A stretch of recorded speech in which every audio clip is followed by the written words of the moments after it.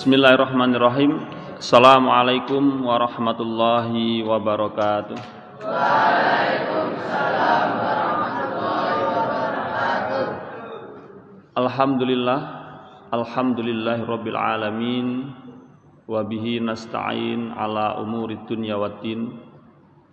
Wassalatu wassalamu ala khatamil anbiya'i wal mursalin sayyidina wa syafi'ina Muhammadin wa ala alihi wa ashabihi wa man tabi'ahum bi ihsanin ila yaumiddin, amma ba'du. Alhamdulillahirabbil alamin. Pertama kalinya tentunya kita memuji syukur kepada Allah Subhanahu wa taala yang telah melimpahkan berbagai macam nikmat dan karunia-Nya kepada kita semua, sehingga dengan karunia dan nikmat Allah jualah sore hari ini kita sudah bisa berkumpul untuk bertolabul ilmi, menambah ilmu dalam rangka beribadah kepada Allah Subhanahu wa taala. Dan tentunya yang tidak boleh kita lupakan adalah nikmat yang paling besar, yaitu nikmat berupa hidayatul iman dan hidayatul Islam. Semoga nikmat ini kita pegang teguh sampai hari kiamat nanti. Sholawat beserta salam kita sanjungkan kepada baginda kita, suri tauladan terbaik kita, Sayyiduna Muhammad sallallahu alaihi wasallam, manusia agung yang telah mengeluarkan umat manusia dari kegelapan jahiliyah dengan cahaya Islam. Dan semoga kita semua bisa istiqomah menjalankan sunnah-sunnahnya, sehingga nanti di akhirat kita mendapatkan syafaat, sehingga termasuk ahli surganya Allah Subhanahu wa taala.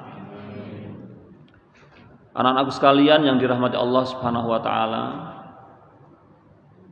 pada Al-Qur'an surah Az-Zariyat ayat 56 Allah berfirman, a'udzubillahi minasyaitonirrajim, wa ma khalaqtul jinna wal insa illa liya'budun.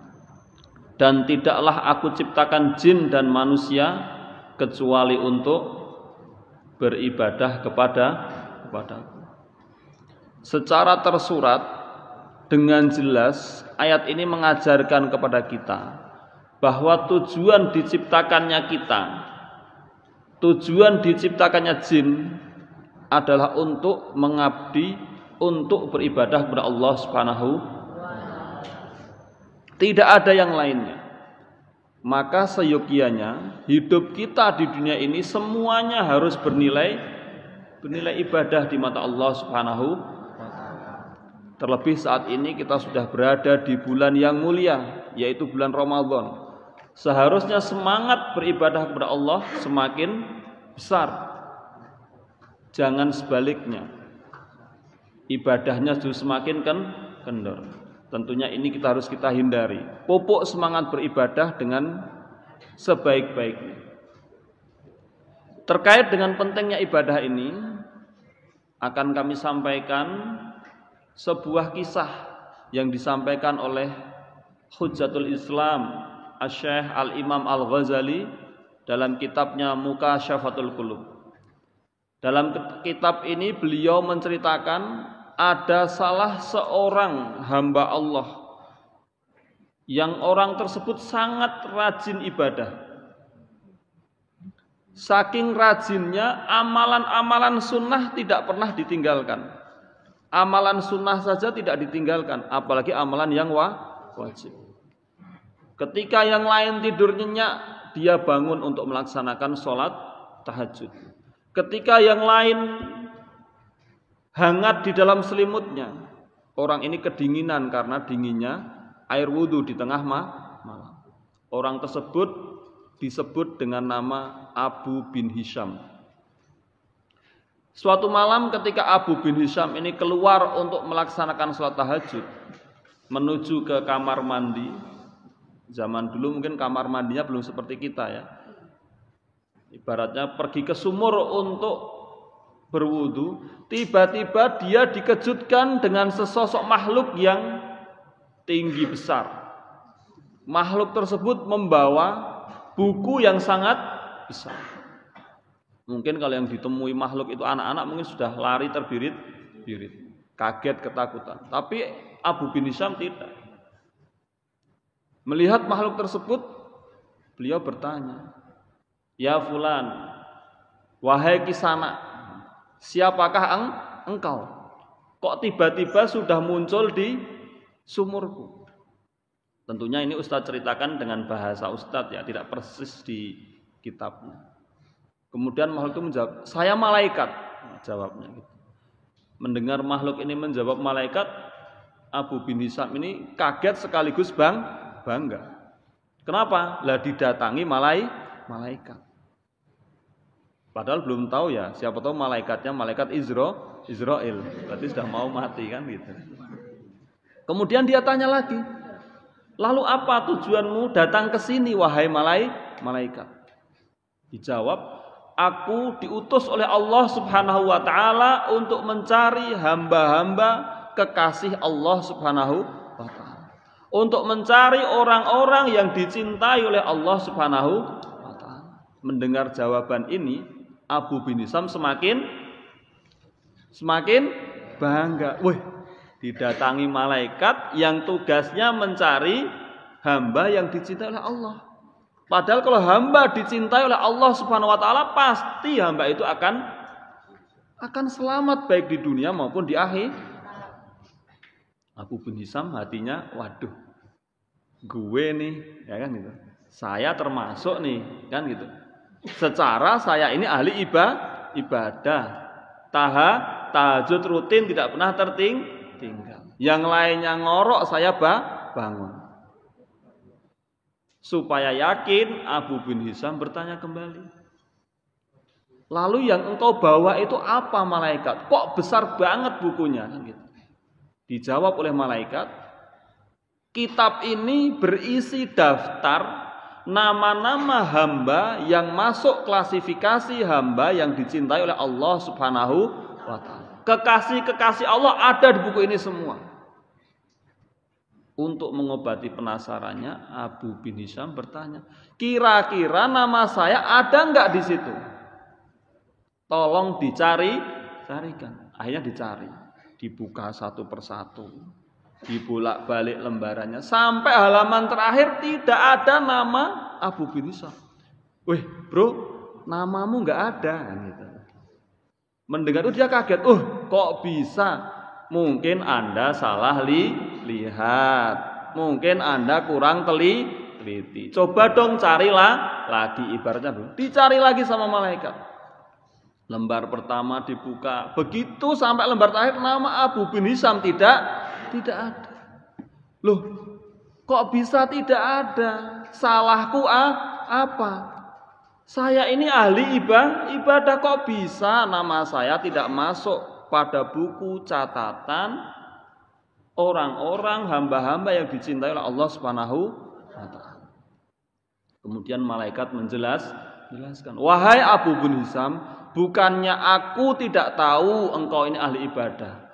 Aku menyaksikan engkau bangun malam untuk tahajud ketika saudara-saudaramu, tetanggamu masih terlelap. Aku juga tahu badanmu kedinginan setiap malam karena berwudu, sedangkan yang lain masih tertidur hangat di balik selimutnya.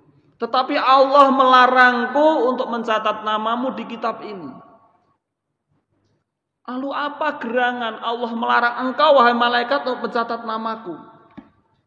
Apa yang salah dengan ibadahku?"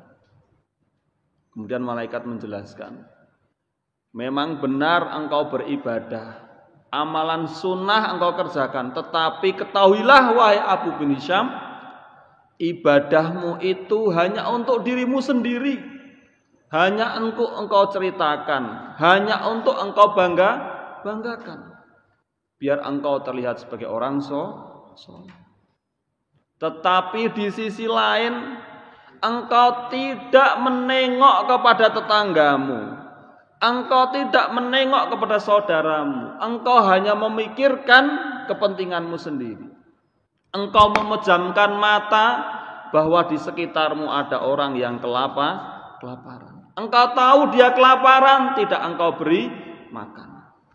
Engkau tahu saudaramu sakit, tidak engkau kunjungi, apalagi engkau bantu biaya pengobatan. Saldo rekeningmu miliaran ibaratnya, kalau orang zaman sekarang selebritis pamer ATM itu, ya kan?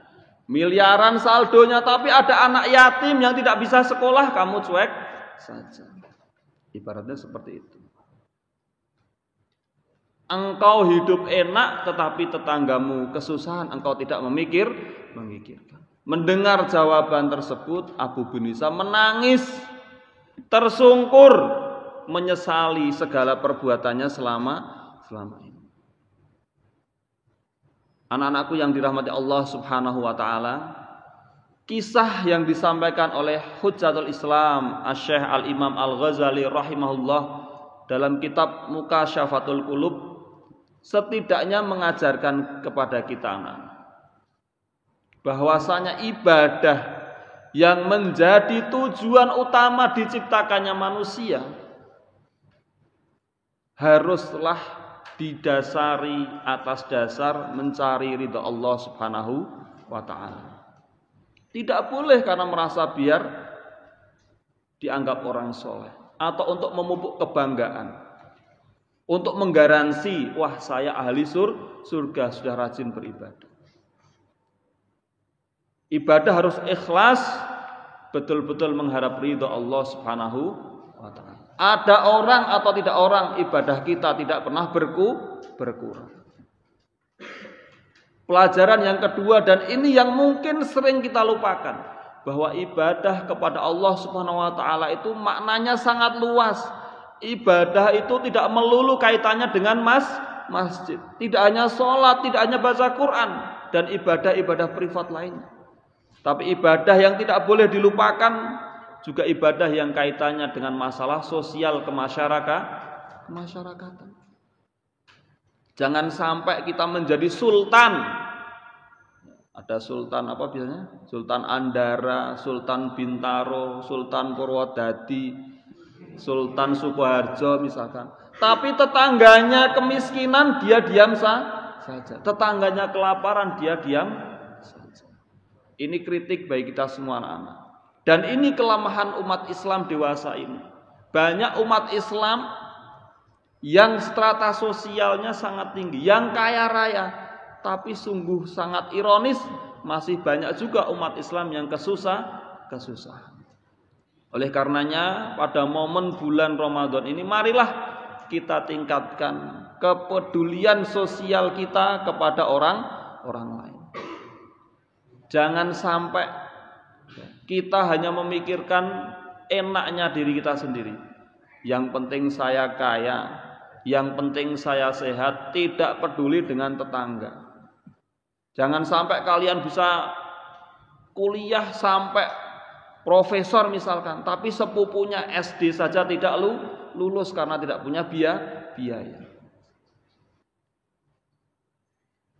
Oleh karenanya di bulan Ramadan ini sejatinya juga mengajarkan kepada kita untuk tahu penderitaan orang yang sedang susah, khususnya orang yang kelaparan. Kelapar itu tidak enak.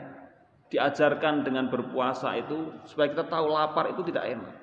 Oleh karenanya kalau ada orang kelaparan, terketuklah hati kita untuk membantu.